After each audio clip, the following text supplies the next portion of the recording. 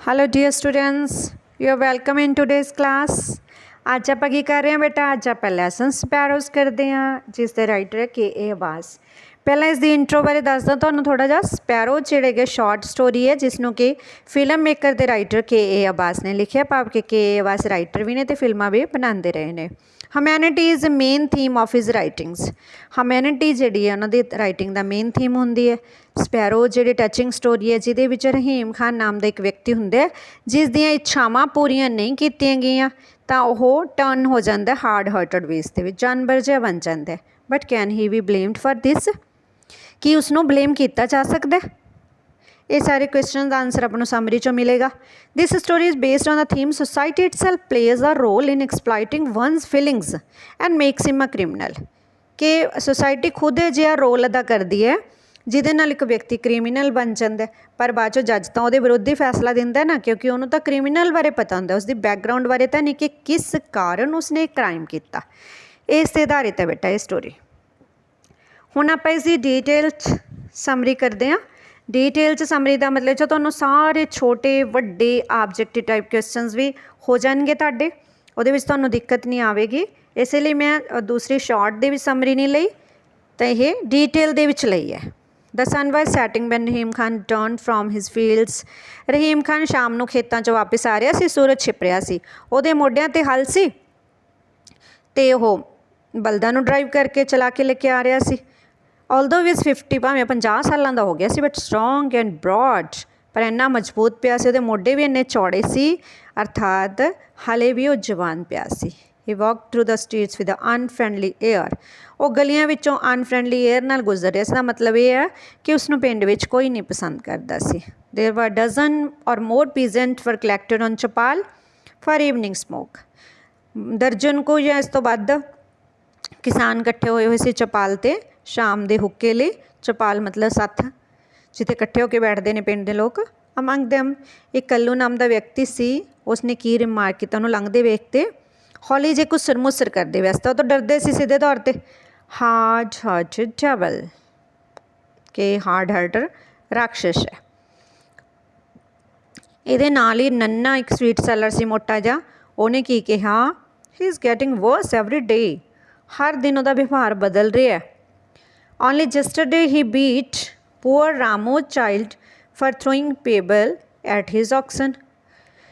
ਕੱਲ੍ਹ ਹੀ ਉਸਨੇ ਰਾਮੂ ਦੇ ਬੱਚੇ ਨੂੰ ਮਾਰਿਆ ਕਿਉਂਕਿ ਉਸਨੇ ਉਸਦੇ ਬਲਦਾਂ 'ਤੇ ਰੋੜਾ ਫੇਂਕਿਆ, ਸਿੱਟ ਦਿੱਤਾ ਸੀ ਤਾਂ ਕਰਕੇ। ਅਤੇ ਰਾਮਨਾਥ ਨੇ ਕੀ ਦੱਸਿਆ ਕਿ ਉਹਨੇ ਉਸਦੀ ਘੋੜੀ ਨੂੰ ਲਗਭਗ ਮਾਰ ਹੀ ਦਿੱਤਾ ਸੀ, ਖੱਚਰ ਨੂੰ, ਮੇਅਰ। ਉਹਨੇ ਪਰ ਇਹ ਨਹੀਂ ਦੱਸਿਆ, he didn't tell the planning of his mischievous turns to stay there mayor, ਕਿ ਉਹਨਾਂ ਨੇ ਜਾਣ ਬੁੱਝ ਕੇ ਉਹਦੇ ਬੱਚਿਆਂ ਨੇ, ਉਹਦੇ ਮੁੰਡਿਆਂ ਨੇ ਜਿਹੜੇ ਸ਼ਰਾਰਤੀ ਸੀ, ਜਾਣ ਬੁੱਝ ਕੇ ਘੋੜੀ ਛੱਡੀ ਸੀ ਉਹਦੇ ਖੇਤਾਂ 'ਚ। ਐਂ ਤਾਂ ਦੱਸਤਾ ਮਾਰਿਆ, ਇਹ ਨਹੀਂ ਦੱਸਿਆ ਮਾਰਨ ਦਾ ਕਾਰਨ ਕਿ ਜਦੋਂ ਅਗਲੇ ਦੇ ਖੇਤਾਂ ਨੂੰ ਖਰਾਬ ਕਰੂਗਾ ਤਾਂ ਉਹ ਘੋੜੀ ਨੂੰ ਮਾਰੂਗਾ ਹੀ ਫਿਰ। Grey haired Patel started with invocation Hare Ram. ਉੱਥੇ ਸਫੇਦ ਵਾਲਾਂ ਵਾਲਾ ਪਟੇਲ ਸੀ ਕੋਈ, ਜਿਹਨੇ ਇਨਵੋਕ ਪਰਮਾਤਮਾ ਦਾ ਨਾਮ ਲਿਆ, ਹਰੇ ਰਾਮ ਹਰੇ ਰਾਮ। ਅਤੇ ਉਸਨੇ ਕਿਹਾ ਹੀ ਹੈਡ ਨੈਵਰ ਸੀਨ ਸੱਚ ਅ ਕਰੂਅਲ ਮੈਨ। ਉਸਨੇ ਜ਼ਿੰਦਗੀ 'ਚ ਇਸ ਤਰ੍ਹਾਂ ਦਾ ਕੋਈ ਵੀ ਕਰੂਅਲ ਮੈਨ ਕਦੇ ਵੇਖਿਆ ਹੀ ਨਹੀਂ। When he reached home, an old woman told him that his wife had gone to her brother at Nurpur. ਜਦੋਂ ਘਰੇ ਪਹੁੰਚਿਆ ਤਾਂ ਇੱਕ ਬਜ਼ੁਰਗ ਔਰਤ ਨੇ ਉਸਨੂੰ ਦੱਸਿਆ ਕਿ ਉਸਦੀ ਪਤਨੀ ਆਪਣੇ ਭਰਾ ਕੋਲ ਚਲੀ ਗਈ ਨੂਰਪੁਰ ਵਿਖੇ। ਤਾਂ ਰਹੀਮ ਖਾਨ ਦੀ ਕੀ ਰਿਐਕਸ਼ਨ ਹੋਈ? He filled with anger and flung it out at a cat. ਉਹ ਗੁੱਸੇ ਨਾਲ ਭਰ ਗਿਆ ਅਤੇ ਉੱਥੇ ਇੱਕ ਬਿੱਲੀ ਫਿਰਦੀ ਸੀ, ਉਸਨੇ ਉਸ 'ਤੇ ਹੀ ਆਪਣਾ ਗੁੱਸਾ ਕੱਢਣ ਦੀ ਕੋਸ਼ਿਸ਼ ਕੀਤੀ। There was no one to give him water to wash his dust-laden feet and hands. ਉੱਥੇ ਕੋਈ ਨਹੀਂ ਸੀ ਜਿਹੜਾ ਉਹਨੂੰ ਪਾਣੀ ਦਿੰਦਾ ਕਿ ਉਹ ਪੈਰਾਂ ਨੂੰ ਧੋ ਲੇ, ਹੱਥਾਂ ਨੂੰ ਧੋ ਲੇ। No one to give him supper. ਕੋਈ ਵੀ ਉਸਨੂੰ ਖਾਣਾ ਦੇਣ ਵਾਲਾ ਨਹੀਂ ਸੀ। No one whom he could curse and beat. ਕੋਈ ਵੀ ਨਹੀਂ ਸੀ ਇਸਨੂੰ ਗਾਲਾਂ ਕੱਢ ਸਕੇ ਅਤੇ ਮਾਰ ਸਕੇ। During 30 years of their married life, he had always felt that she would leave him one day. 30 ਸਾਲਾਂ ਦੇ ਲੰਬੇ ਮੈਰਿਜ ਲਾਈਫ ਦੇ ਜੀਵਨ ਵਿੱਚ ਉਸਨੂੰ ਹਮੇਸ਼ਾ ਇਹ ਲੱਗਦਾ ਸੀ ਕਿ ਇੱਕ ਦਿਨ ਉਹ ਚਲੀ ਜਾਵੇਗੀ, ਅਰਥਾਤ ਉਹਦੇ ਨਾਲ ਲੜਾਈ ਵਾਲਾ ਰਿਸ਼ਤਾ ਹੀ ਸੀ, ਉਹਨੂੰ ਕੁੱਟਦਾ ਮਾਰਦਾ ਹੀ ਸੀ, ਬਸ ਪਿਆਰ ਉਹਨੂੰ ਕਦੇ ਕੀਤਾ ਨਹੀਂ, ਇਸ ਕਰਕੇ ਉਹਨੂੰ ਲੱਗਦਾ ਹੀ ਸੀ ਇੱਕ ਦਿਨ ਉਹ ਚਲੀ ਜਾਊਗੀ। ਦੇਖੋ ਬੇਟਾ ਇੱਕ ਛੋਟਾ ਕੁਐਸਚਨ ਤਾਂ ਬਣ ਗਿਆ 30 ਈਅਰਸ ਮੈਰਿਡ ਲਾਈਫ ਕਿੰਨੀ ਦੇਰ ਹੋ ਗਈ ਸੀ ਉਹਨਾਂ ਨੂੰ? 30 years. 6 years ago, his eldest son Bundu had run away because of severe beating. 6 ਸਾਲ ਪਹਿਲਾਂ ਦਾ ਵੱਡਾ ਮੁੰਡਾ ਬੁੰਦੂ ਵੀ ਚਲਾ ਗਿਆ ਸੀ ਕਿਉਂਕਿ ਬਹੁਤ ਕੁੱਟਦਾ ਵਾਲਾ ਸੀ ਉਹਨੂੰ। ਇਹ ਵੀ ਛੋਟਾ ਕੁਐਸਚਨ ਬਣ ਗਿਆ। 6 years ago. 3 years later, the younger one Nuru joined him. ਤੇ 3 ਸਾਲਾਂ ਬਾਅਦ ਛੋਟਾ ਨੂਰੂ ਵੀ ਉਹਦੇ ਕੋਲ ਹੀ ਚਲਾ ਗਿਆ, ਬੁੰਦੂ ਕੋਲ। ਤਾਂ ਆਪਾਂ ਨੂੰ ਦੋਨੋਂ ਮੁੰਡਿਆਂ ਦੇ ਨਾਮ ਪਤਾ ਲੱਗੇ, ਨੂਰੂ ਤੇ ਬੁੰਦੂ। He did not feel sorry, for he had never loved her, but only uncomfortable. ਉਸਨੂੰ ਆਪਣੀ ਪਤਨੀ ਦੇ ਜਾਣ ਦਾ ਦੁੱਖ ਨਹੀਂ ਹੋਇਆ, ਪਰ ਅਸਹਿਜ ਜ਼ਰੂਰ ਮਹਿਸੂਸ ਕੀਤਾ, ਅਨਕੰਫਰਟੇਬਲ ਜ਼ਰੂਰ ਲੱਗਿਆ, ਜਿਵੇਂ ਕੋਈ ਪੀਸ ਫਰਨੀਚਰ ਦਾ ਕੋਈ ਚੀਜ਼ ਉੱਥੋਂ ਰਿਮੂਵ ਕਰ ਦੇ, ਮਤਲਬ ਘਰ ਦੀ ਕੋਈ ਚੀਜ਼ ਹਟਾ ਦਿੱਤੀ ਗਈ ਹੋਵੇ।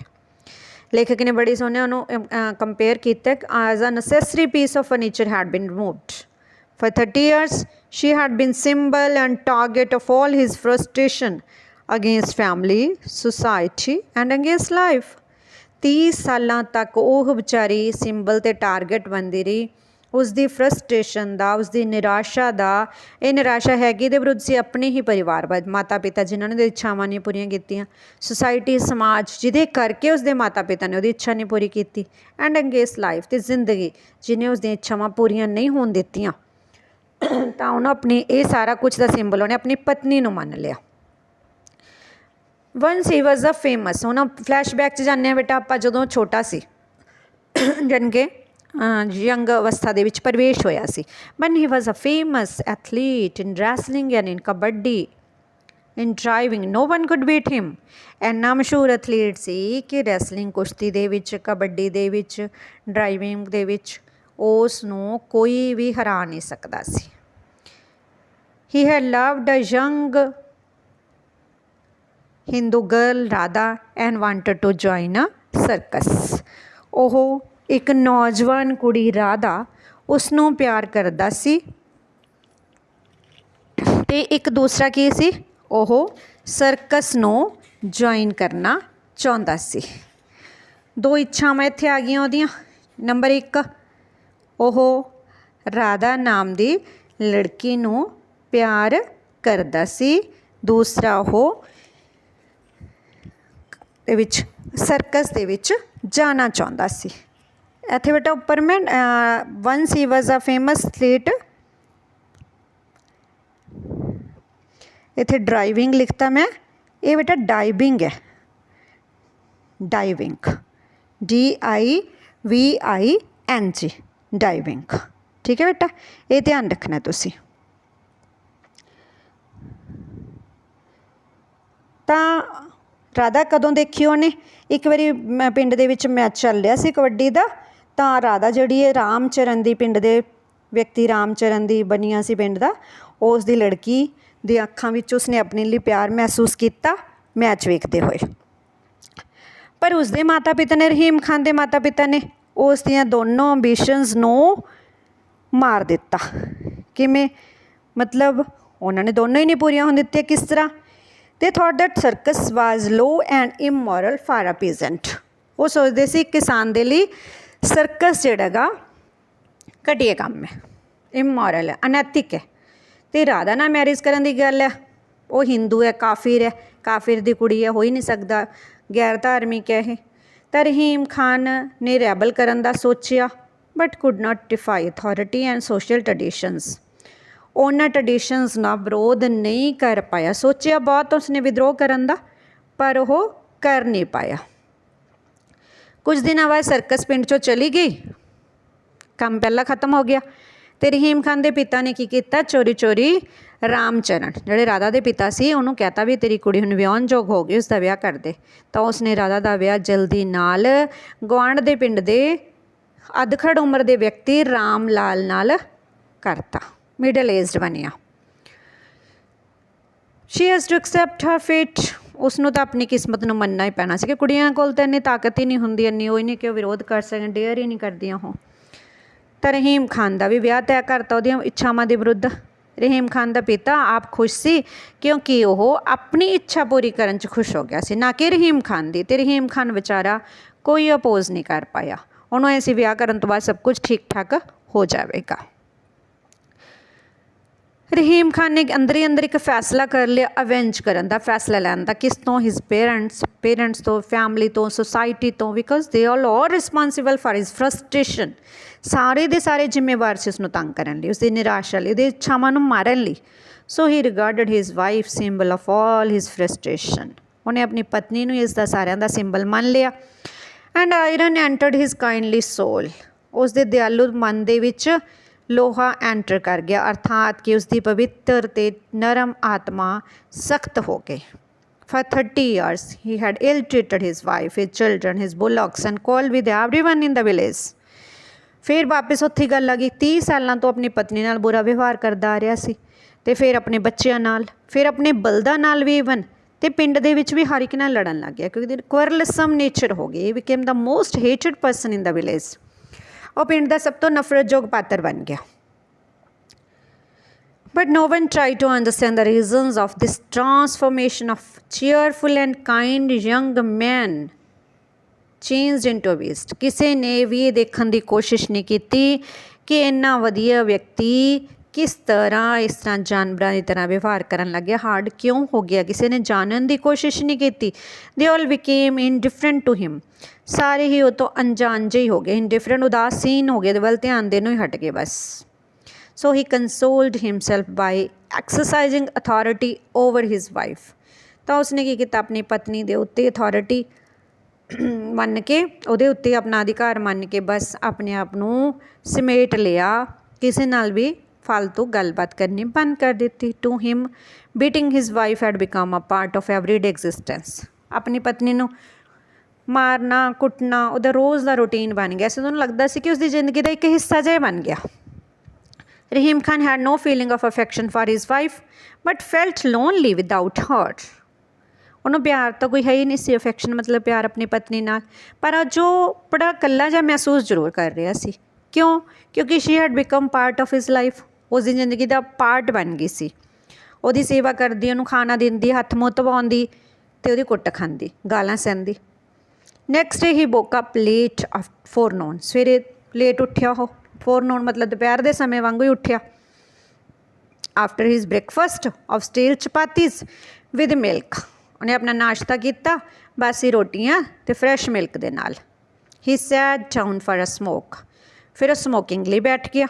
ही decided to clean his hut. उन्हें ये फैसला कर लिया कि अज वो खेत जाएगा ही नहीं, तो अपनी हट अपनी झोंपड़ी ही साफ करेगा। जो साफ करते समय उन्हें की देखा, ही सा नेस्ट ऑफ स्पैरोज। उसने चिड़ियां का एक आलना देखा। There were child sparrows in site.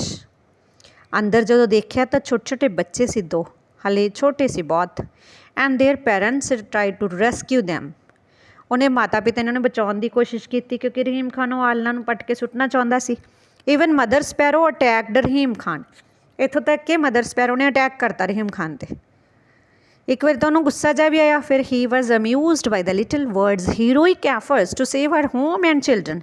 बाद जो खुश हो गया कि छोटे जे पंछी किन्नी वधिया एफर्ट कर रही है, वो जी स्पैरो सी मदर स्पैरो अपने घर नूं ते बच्चों नूं बचाने लई। नैक्सट डे ही रिज्यूम्ड हिज डेली वर्क। अगले दिन उसने अपना काम जारी रखा।